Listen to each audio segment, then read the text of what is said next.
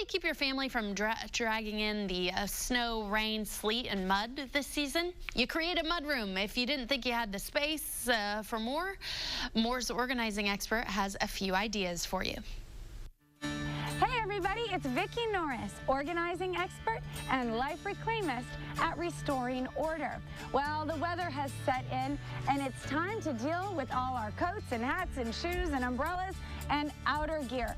So I want to show you how to create a fabulous mudroom, starting with my own mudroom as an example. Come on in. So here at Dream Acres, I am fortunate to be married to MacGyver, and he made me a mudroom. It is so awesome to have a place where we can come in, take off all of our gear, and just hang it up or put it where it goes.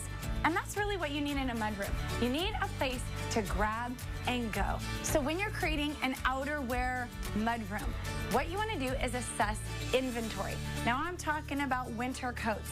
I'm talking about hats, vests, all kinds of things that are landing throughout the house. And of course, shoes. We end up taking our shoes into our bedrooms, into our closets, and then handbags, purses. They land all over the house.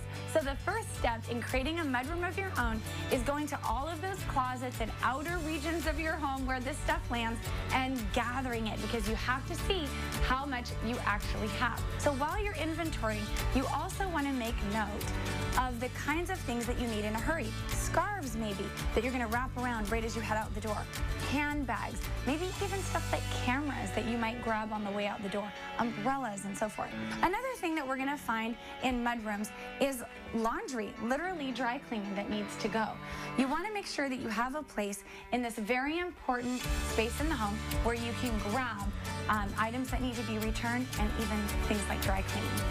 Finally, you want to assess the available real estate that you have to work with. Maybe you don't have a whole room that you can turn into a mudroom, but you probably have some wall space. So as you can see, I used vertical space, simply wall space, in this room to create storage. We put up boards and hooks, and I hung up my handbags, and I hung up our coats. You can do that too, even if you just have one hallway. Finally, there are some other things that are small that need to go into a mudroom. Things like hand warmers and umbrellas, hats, and gloves.